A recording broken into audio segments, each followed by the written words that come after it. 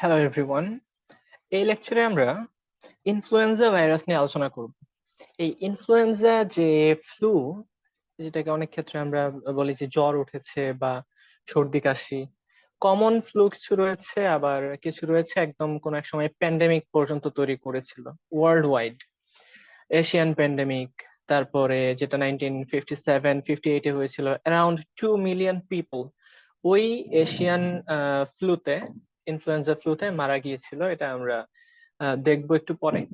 তো এই হচ্ছে ইনফ্লুয়েঞ্জা ভাইরাস। এটা যদিও এখন লেস কমন হয়ে গিয়েছে বিভিন্ন রকম ভ্যাকসিন আবিষ্কারের কারণে, বাট এটা এক সময় কোভিড-19 এর মতোই আতঙ্কের নাম ছিল। Influenza commonly known as the flu is an infectious disease. এটা খুবই ইনফেকশাস, খুবই কন্টেজিয়াস একটা ডিজিজ। এটা একজন থেকে আরেকজনে ছড়ায়, caused by an influenza virus. Usually the virus is spread through air. এটা এয়ারের মাধ্যমে ছড়ায়, ফ্রম কফস অর স্নিজেস। যখন একজন ইনফেক্টেড পারসন স্নিজ করবেন অথবা কফ করবেন, কাশবেন, তখন ইভাপোরেশন হবে অথবা ছোট ছোট ড্রপলেট তৈরি করতে পারে, আবার ডিপোজিশন হতে পারে কোন একটা সলিড সারফেসে।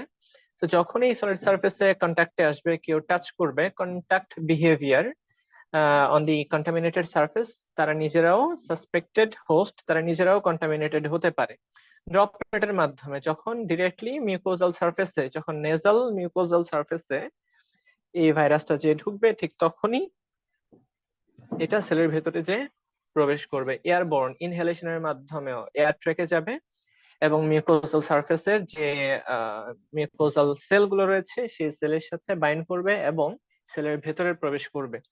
The most common symptoms include, এটা খুবই ইম্পর্টেন্ট সিমটম গুলো, হাই ফিভার, অনেক বেশি জ্বর হবে, 100 ডিগ্রির বেশি জ্বর হতে থাকবে। নর্মাল কাশি বা হাঁচি কাশিতে কিন্তু খুব একটা জ্বর দেখা যায় না, যে যাদের শীতকালে বা কোনো একটা নির্দিষ্ট সিজনে যাদের সর্দি কাশি হয়। বাট যদি ফ্লু হয়, ইনফ্লুয়েঞ্জা ভাইরাস যদি অ্যাটাক করে, তাইলে কিন্তু খুবই কঠিন জ্বর হবে, শুকনো কাশি হবে, মাথা ব্যথা থাকবে, মাসল এন্ড জয়েন্ট পেইন হবে, জয়েন্টে পেইন হবে, প্রচুর টায়ার্ড বা অবসাদ বা ক্লান্তি থাকবে, উইকনেস, রানি নোজ, অর্থাৎ পানি ঝরবে নাক দিয়ে, স্নিজিং, কাশি হবে, সোর থ্রোট, গলা মনে হবে যে একদম বসে যাচ্ছে, তারপরে ফিলিং এক্সট্রিমলি এক্সস্টন, খুবই টায়ার্ড, মনে হবে যেন শরীর ভেঙে আসতেছে। These symptoms typically begin 2 days after exposure to the virus and most last less than a week. People of all ages can get flu. However, children and elderly people with weakened immune systems or chronic medical conditions, যারা ইমিউনোসাপ্রেসেন্ট drug খেয়ে থাকে অথবা যাদের immune সিস্টেমটা already weekend, তাদের ক্ষেত্রে কিন্তু কিছু সিরিয়াস কমপ্লিকেশনস তৈরি হতে পারে এবং তারা মোস্ট সাসেপ্টেবল, তারা খুবই সংবেদনশীল এই ইয়ের প্রতি। তাহলে আমরা যদি নর্মাল যে সর্দি বা ঠান্ডা, এর সাথে যদি ইনফ্লুয়েঞ্জা ফ্লু ভাইরাসের কম্পেয়ার করি, ইনফ্লুয়েঞ্জা যে সিমটমস গুলো রয়েছে তাদেরকে যদি আমরা কম্পেয়ার করি, তাহলে দেখতে পাবো যে অনসেটটা, এটা কোল্ডের ক্ষেত্রে গ্রাজুয়াল, ধীরে সুস্থে হয়। ঠান্ডা আস্তে আস্তে তীব্রতা বাড়ে এবং এটা কমে যায়। বাট ইনফ্লুয়েঞ্জার ক্ষেত্রে যখনই ইনফ্লুয়েঞ্জা অ্যাটাক করবে, ইনফ্লুয়েঞ্জা ভাইরাস অ্যাটাক করবে, এটা কিন্তু 2 দিনের মধ্যে সাডেনলি, 2 দিনের কোনো একদিন সাডেনলি এটা প্রকাশ পাবে। ফিভারের ক্ষেত্রে দেখা যায় যে লেস দেন 100 ডিগ্রি ফারেনহাইট সর্দি কাশির ক্ষেত্রে, বাট ইনফ্লুয়েঞ্জার ক্ষেত্রে এটা কিন্তু 100 ডিগ্রির বেশি জ্বর হয়ে থাকে এবং lasting for 3 to 4 days। Cough, কাশি, হ্যাকিং কাশি, খুব খুব কাশি হবে কোল্ডের ক্ষেত্রে।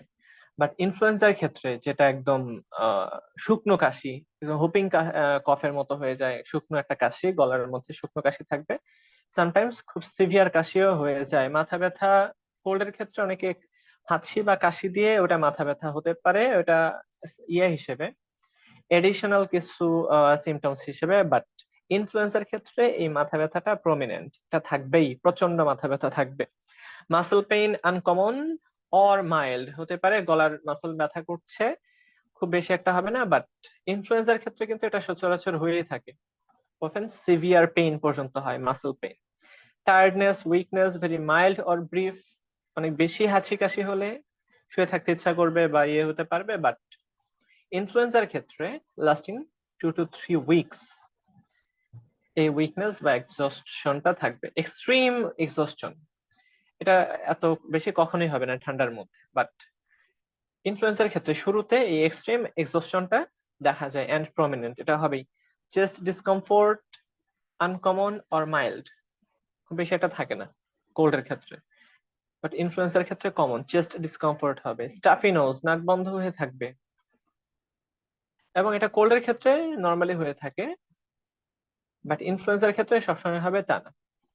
স্নিজিং, কাশি, টিপিক্যাল এটা হয়ে থাকবে। কোল্ড মানেই হাঁচি কাশি, স্নিজিং হবেই, কাশি হাঁচি হবেই। এটাতে সামটাইমস হতে পারে সোর থ্রোট, এটা কমন, আর এটা সামটাইমস। তো আমরা যদি ইনফ্লুয়েঞ্জার টাইপ গুলো খেয়াল করি, টাইপ এ, টাইপ বি, টাইপ সি এবং type D. Type D influenza virus শুধুমাত্র ক্যাটেলে অ্যাটাক করে থাকে, আর টাইপ এ বি সি তিনটাই কিন্তু হিউম্যানে অ্যাটাক করে, অর্থাৎ হিউম্যানাইজড হয়ে গিয়েছে তারা। এর মধ্যে টাইপ এ তে রয়েছে H1N1, যেটাকে আমরা বলি সোয়াইন ফ্লু। এটা সোয়াইন বা শুকরে এই অ্যাটাকটা করে। আর H5N1, H5N1 এটা কিন্তু এই ভেরিয়েন্টটা, এটা হচ্ছে এই বার্ড ফ্লু হয়ে থাকে, বার্ড ফ্লু এর জন্য দায়ী। তো আমরা দেখতে পাচ্ছি এই টাইপ এ ভাইরাসটাই সবচেয়ে বেশি ইফেক্ট ফেলতেছে। এটা হিউম্যান, সোয়াইন প্লাস বার্ড সবার উপরেই, সবাই কাঁথামুড়ি দিয়ে শুয়ে আছে, তাদের খুব ঠান্ডা, জ্বর, মাথা ব্যথা, জয়েন্ট পেইন, অনেক সমস্যা আছে। আমরা একটু খেয়াল করি, H1N1 এটাকে আমরা বলতেছি সোয়াইন ফ্লু। এটা ইনফ্লুয়েঞ্জার সাবটাইপ এ এর একটা অংশ, এবং এই ধরনের নোমেনক্লেচার গুলো আসলে দেখা যায় স্পেসিফিক জেনেটিক মার্কারের উপর বেস করে এটা করা হয়েছে। Specific genetic markers found on the surface protein, surface প্রোটিনে এরকম জেনেটিক মার্কার থাকে। এখানে এইচ দ্বারা বোঝাচ্ছে হ্যামাগ্লুটিনিনস, হ্যামাগ্লুটিনিনের অংশ কতটুকু রয়েছে, এন্ড নিউরামিনিডেজ কতটুকু রয়েছে। H2N2 এটা হচ্ছে এশিয়ান ফ্লু। 1957-58 সালের দিকে এই ফ্লুটা হয়েছিল, এবং অ্যারাউন্ড 2 মিলিয়ন পিপল মারা গিয়েছিল। এটা কিন্তু এশিয়ান প্যান্ডেমিক, একদম প্যান্ডেমিক হিসেবে এটা ছড়াই গিয়েছিল। H5N1 এটা বার্ড ফ্লু, 2009-10-এর দিকে আমরা দেখতে পেয়েছিলাম, খুবই প্রকট আকারে ধারণ করেছিল, এবং এটার যে ভ্যাকসিন, এর ভ্যাকসিনের মাস ডিস্ট্রিবিউশন অলরেডি শুরু হয়ে গিয়েছে। তো ইনশাল্লাহ এর পরের লেকচারে আমরা দেখবো যে কোভিড-19 ভাইরাস এটা কিভাবে ছড়ায়, এর ধরন, এর প্রকৃতি, এগুলো নিয়ে আমরা আলোচনা করব। টিল দেন আমরা সকলে ভালো থাকি, সুস্থ থাকি এবং নিজের যত্ন নেই। আল্লাহ হাফেজ।